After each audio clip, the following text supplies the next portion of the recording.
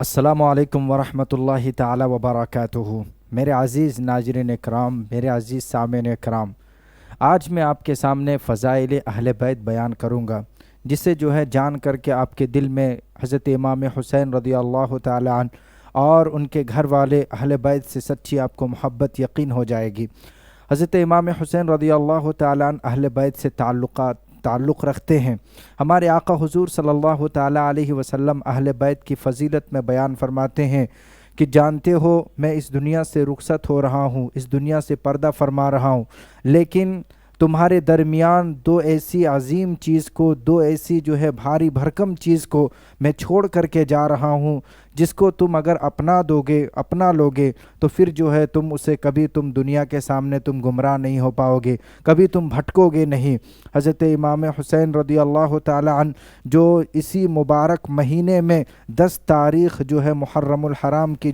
وہ شہید ہوئے۔ آپ جانتے ہیں ہمارے آقا حضور صلی اللہ علیہ وسلم جب اس بات کو، اس حدیث پاک کو بیان فرماتے ہیں کہ دو عظیم چیز کو میں چھوڑ کر کے جا رہا ہوں، تو صحابہ کرام عرض کرتے ہیں یا رسول اللہ وہ دو عظیم چیز کیا ہے، ہم اسے جاننا چاہتے ہیں۔ ہمارے آقا حضور صلی اللہ علیہ وسلم فرماتے ہیں کہ اگر تم چاہتے ہو کہ اس دنیا میں ہمیشہ تمہاری کامیابی ہو، ہمیشہ تم عزت کی نگاہ میں دکھے جاؤ، ہمیشہ تم لوگوں کے نگاہ میں معزز اور مکرم بن کے رہو، تو پھر تمہیں سب سے پہلی جو عظیم چیز ہے، جو بھاری بھرکم چیز ہے، جو تمہیں تھامنا چاہیے، وہ یہ ہے کہ تم اسے قرآن پاک کو تم تھام لو۔ قرآن پاک جو اللہ رب العزت کی کتاب ہے، اگر تم اس کتاب کو تھامے رکھو گے، اگر تم اس کتاب کو پکڑے ہوئے رہو گے، اس کے قوانین کے مطابق عمل کرو گے، اس کے فرامین کے مطابق اپنی زندگی کو گزارنے کی کوشش کرو گے، تو پھر تم جا کر کے پوری دنیا میں کامیاب ہو جاؤ گے۔ اور صرف یہی چیز ہی نہیں، اگر دنیا میں تمہیں کامیاب ہونا ہے تو دوسری جو اہم چیز ہے وہ یہ ہے کہ میرے گھر والوں کی تم عزت کرنا، اہل بیت کا تم احترام کرنا، اہل بیت سے بھی اپنے تعلقات کو مضبوط کر لینا۔ اگر یہ دو چیز اگر تمہارے پاس میرے جانے کے بعد موجود رہے تو پھر تم سمجھ جانا پوری دنیا میں تم کامیاب رہو گے، پوری دنیا میں عزت کی نگاہ سے دیکھی جاؤ گے، پوری دنیا کے لوگ تمہارے احترام کریں گے۔ اگر یہ دو چیز کو اگر تم اپنے پاس بٹھا لیے، اپنے پاس جما لیے، اپنی زندگی میں اسے اگر اپنے اوپر لا لیے، تو پھر پوری دنیا کے لوگ آپ کو بالکل عزت کی نگاہ سے دیکھیں گے۔ ہمارے آقا حضور صلی اللہ تعالی علیہ وسلم فرماتے ہیں کہ جس نے اہل بیت سے سچی محبت کی گویا کہ اس نے مجھ سے محبت کی، اور جس نے اہل بیت کے ساتھ کوئی اچھا سلوک کیا تو گویا کہ وہ میرے ساتھ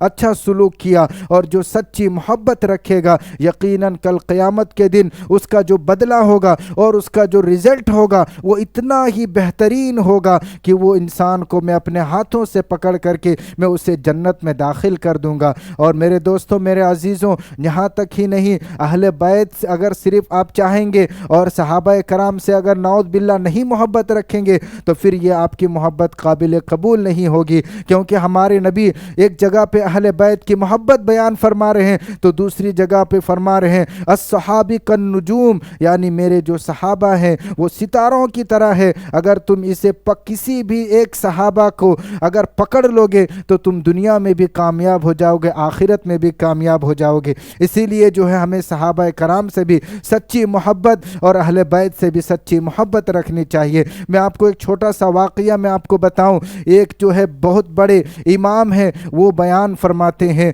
کہ ایک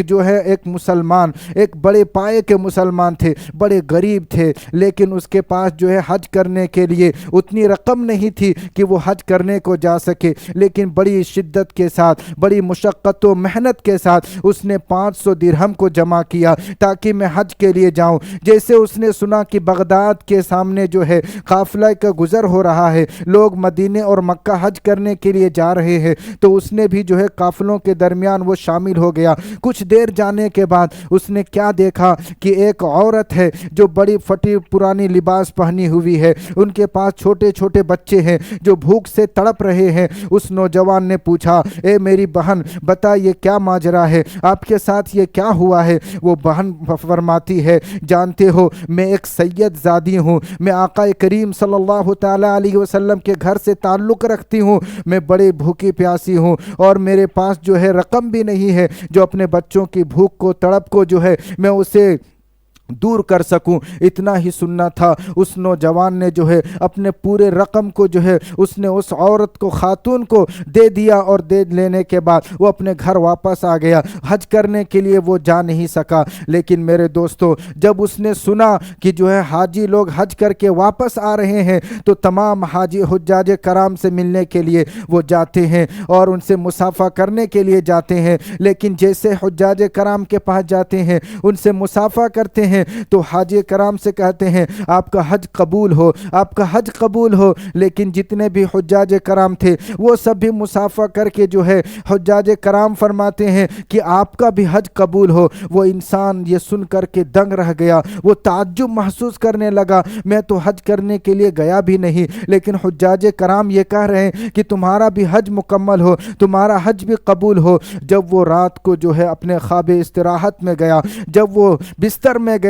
اس وقت آقا کریم صلی اللہ تعالی علیہ وسلم کی جلوہ فروز ہو جاتی ہے۔ آقا کریم صلی اللہ تعالی علیہ وسلم تشریف لاتے ہیں، اور تشریف لانے کے بعد وہ نوجوان عرض کرتا ہے، یا رسول اللہ جب میں حجاج کرام سے ملنے کے لیے گیا تھا وہ تمامی لوگ یہ مجھ سے کہہ رہے تھے تمہارا بھی حج مکمل ہو، تمہارا حج بھی قبول ہو، تو اس میں کیا اس کی وجہ ہے؟ تو میرے عزیزوں، میرے دوستوں، آقا کریم صلی اللہ تعالی علیہ وسلم نے ارشاد فرمایا، اے نوجوان گھبرانے کی ضرورت نہیں ہے، گھبرانے کی کوئی بات نہیں ہے، اس لیے کہ جب تم حج کرنے کے لیے جا رہے تھے اس وقت جو ہے میری گھر کی ایک خاتون ملی تھی، میری گھر کی ایک بیٹی ملی تھی جو بھوکی تھی، جو پریشان حال میں تھی، جس کو تو نے اپنے پورے رقم کو جو ہے ادا کر دیا تھا، پورے رقم کو اس کے حوالے کر دیا تھا، جس کی برکت سے اس کا احترام کرنے کے صلے میں اللہ رب العزت نے تمہارے جیسے ہو بہو تمہاری ہی شکل جو ہے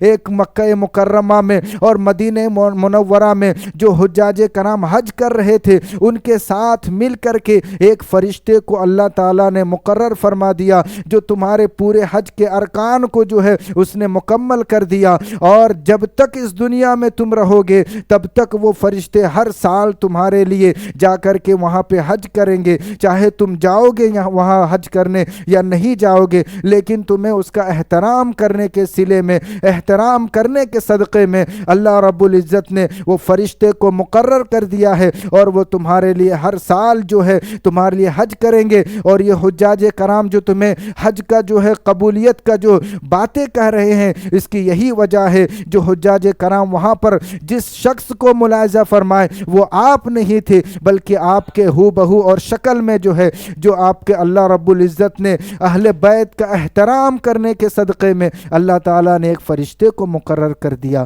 تو دیکھیں میرے دوستوں، اہل بیت کی جو ہے فضیلت کتنی بڑی ہے۔ اگر آپ اس کے دل سے چاہیں گے، اگر آپ اس سے دل سے محبت کریں گے، اگر آپ کسی سید زادے کو، سید زادی کو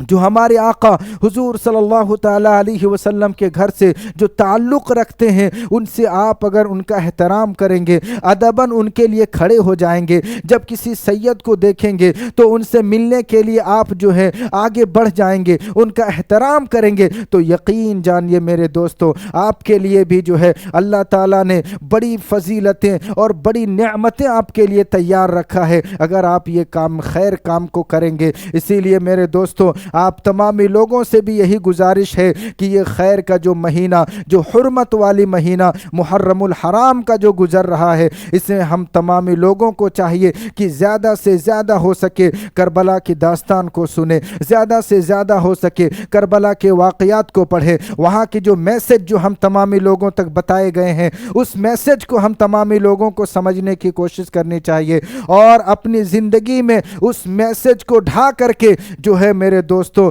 کل قیامت کے دن جب جو ہے سید زادی لوگوں کے آپ احترام کریں گے تو کل قیامت کے دن اپنے آقا حضور صلی اللہ تعالیٰ علیہ وسلم کے ساتھ کھڑے ہونے کی آپ کو طاقت ہو جائے گی، ساتھ کھڑے ہونے کی آپ کو ہمت ہو جائے گی، اور اس کے صدقے سے اللہ تعالیٰ آپ کے گناہوں کو معاف کر دے گا اور پھر آپ کو جنت عطا فرما دے گا۔ وآخر دعوانا ان الحمد للہ رب العالمین۔ السلام علیکم ورحمۃ اللہ تعالیٰ وبرکاتہ۔